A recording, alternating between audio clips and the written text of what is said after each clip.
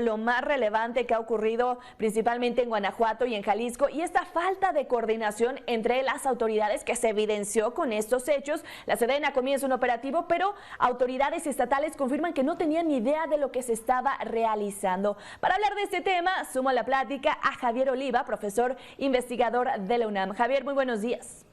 ¿Qué tal, Lidia? Buenos días, gracias por la oportunidad. Y bueno, pues vamos a analizar este tema. Muchas gracias. Gracias a ti por estar con nosotros. ¿Qué pasa con esta falta de coordinación entre los tres niveles de gobierno? Veíamos la situación que ocurrió allá en Guanajuato y en Jalisco. La Sedena comienza con este operativo, pero los gobernadores de estas entidades aseguran que no tenían ni idea. Y bueno, ya vimos el caos que se generó. Sí, lo que lamentablemente sucede en este tipo de operativos, lo que la autoridad esgrime, la autoridad federal, quiero decir, esgrime filtración de información, que no en pocas ocasiones ha sido cierto, y esto pues evidentemente se genera en un clima de desconfianza recíproca. Bien se apuntaba en la cápsula de introducción y en tu propia intervención. En efecto, el estado de Guanajuato lamentablemente consistentemente aparece en los primeros lugares de los indicadores de delitos de alto impacto. Pero esto también, Lidia, y es importante que lo sepa el teleauditorio, esto también tiene que ver con el centralismo fiscal que México vive de siempre prácticamente, ¿no? ¿A qué me refiero? Para este año, por ejemplo, el partido oficialista y sus aliados parlamentarios desaparecieron el Fortaseg. El Fortaseg era un impuesto para fortalecimiento de la seguridad municipal local, y le recortaron un tercio. 208 municipios se quedaron sin un solo peso etiquetado desde la Federación para la seguridad local, seguridad municipal. Es decir, la explicación que nosotros podemos dar a esta falta de coordinación no solamente atiende, lamentablemente, a diferencias entre partidos políticos en algunas ocasiones, en otras, porque en el caso de Jalisco y en el caso de Guanajuato, están gobernados por el Movimiento Ciudadano y Acción Nacional, respectivamente, a nivel del Ejecutivo local.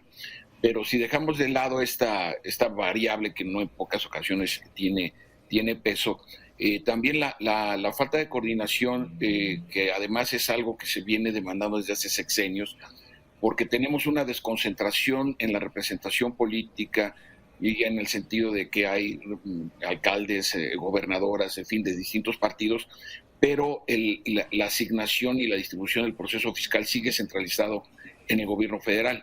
Entonces, el margen de operación que tienen los presidentes, las alcaldesas y los titulares de poder ejecutivo a nivel estatal es bastante reducido.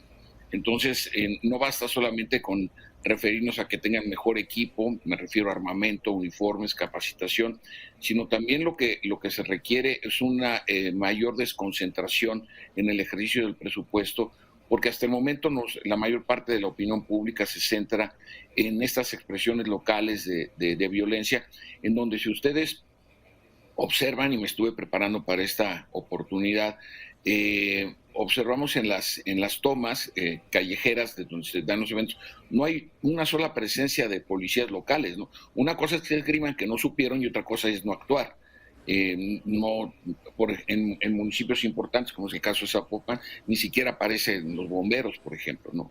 Entonces, también me parece que hay una falta de compromiso en no pocas autoridades locales, en donde suponen que la Guardia Nacional o en este caso las Fuerzas Armadas van a hacer la labor supletoria de lo que a ellos también por ley les corresponde. Entonces, el gran argumento, desde mi punto de vista, que engloba toda esta problemática que de manera muy resumida estoy exponiendo, es la ausencia de una política y un programa integral en materia de seguridad pública. Entonces, mientras desde la Federación se persista en una sola línea institucional, que es la Guardia Nacional, que apenas cumplió el 30 de junio pasado 3 años, y por el otro lado las autoridades locales, por comisión, omisión o por miedo, no hagan frente a sus responsabilidades en materia de seguridad pública, desafortunadamente, y lo digo públicamente, ojalá y me equivoque, pero esto no tiende, pues, desde luego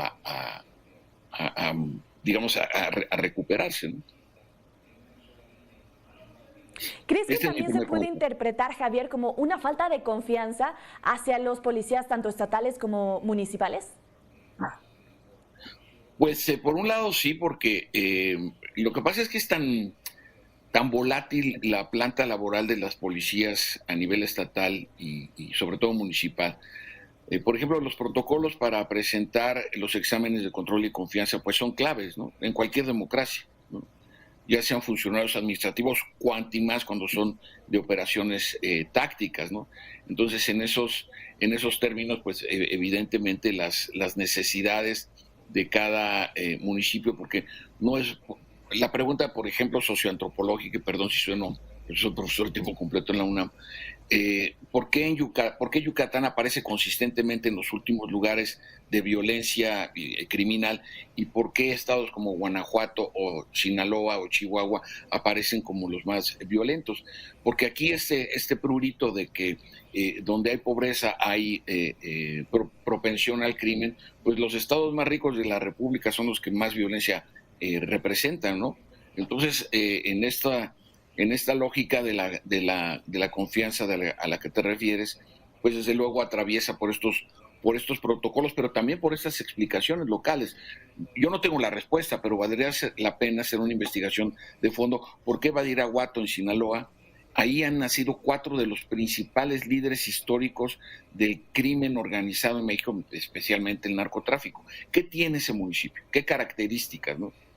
Y en esos términos me parece que desde la autoridad federal también ha faltado este proceso de búsqueda de explicaciones más de fondo, ¿no?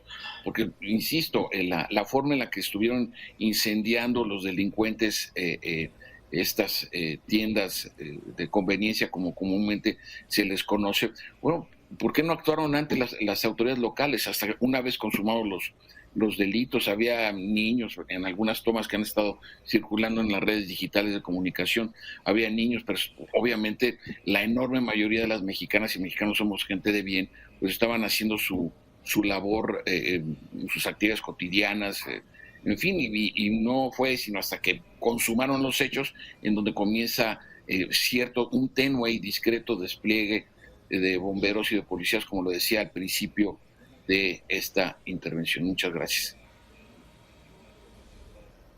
Y te preguntaba sobre la confianza de policías federales a pues policías municipales y estatales, pero ¿qué pasa con la confianza de nosotros los ciudadanos hacia las autoridades cuando vemos que no hay una coordinación en lo absoluto, que se sigue evidenciando con casos como lo que vivimos hace unos días allá en Guanajuato y en Jalisco? ¿Qué tendría que ocurrir para que existiera esta coordinación, Javier? Mira, Lidia, tocas un punto que es clave. Mira, si tú consultas o si cualquiera de las personas que nos está haciendo el favor de vernos y escucharnos, consulta, por ejemplo, el Centro de Estudios de Opinión Pública de la Cámara de Diputados o los estudios y sondeos de opinión del Instituto Belisario Domínguez del Senado, o consulta los datos y sondeos de opinión de empresas como Mitofsky o Parametría de Paco Abundis. Consistentemente las Fuerzas Armadas y la Guardia Nacional aparecen en los primeros lugares de confianza y aceptación. Lamentablemente, porque yo no lo celebro, me parece algo muy preocupante, en los últimos lugares aparecen los partidos políticos, por ejemplo, los jueces, y no se digan las policías locales. Entonces, algo estamos haciendo mal en la ecuación de nuestra democracia, es decir, una de las responsabilidades históricas del Estado fundamentalmente es proveer de seguridad y de garantías a la persona en su integridad física y desde luego en su integridad patrimonial y en el desarrollo de sus actividades. ¿Qué sucede cuando esto no se puede hacer, Lidia? Pues nos estamos enfrentando a un problema verdaderamente estructural. Ya no solamente es un asunto si el presidente es López Obrador o es Peña Nieto o es Calderón o Fox, y vámonos más atrás, solamente me refiero como ancla cronológica al siglo XXI. Pero aquí el problema de la coordinación ha sido perenne. El asunto es que vivimos históricamente, déjame regresar a la primera parte de mi intervención, vivimos un centralismo fiscal histórico. Es decir, aunque suene muy, insisto, muy académico, histórico me refiero desde que este país es independiente. El problema ha sido siempre la centralización. Un dato fiscal. Oaxaca, en este ejercicio fiscal, depende el 95% de su presupuesto de transferencias federales. Es decir, el Estado solamente genera el 5% de los recursos que ejerce. Tenemos el caso también del Estado de Morelos, que conozco bien, está por esos porcentajes. Entonces, las capacidades que tienen de autogestión en términos administrativos, sea salud pública, sea comunicaciones y transportes, en este caso, por supuesto, seguridad pública, es muy escaso, ¿no? Entonces, si a esto le sumas esta presencia distribuida, según datos del Secretariado Ejecutivo de Seguridad Pública del Gobierno Federal, estaríamos ante la presencia de alrededor de 260 organizaciones criminales locales, ¿no?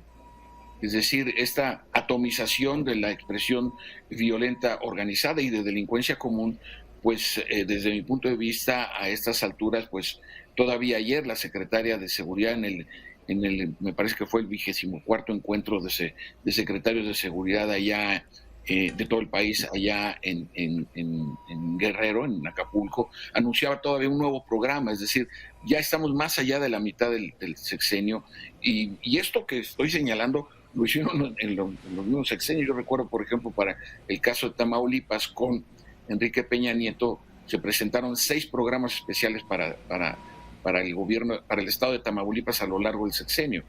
Entonces, si a esto le sumas el tema de la desconfianza, de la volatilidad laboral que hay a nivel local, más las posibilidades y capacidades en términos de la posesión de arma de fuego de las organizaciones criminales, pues tenemos un escenario difícil, por decirlo menos, Lidia.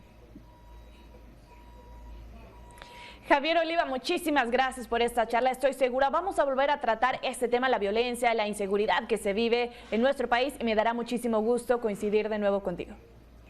Sí, hay que estar pendientes si en efecto el presidente va a emitir el acuerdo presidencial para el paso de la Guardia Nacional a la Secretaría de la Defensa, que ese es otro tema.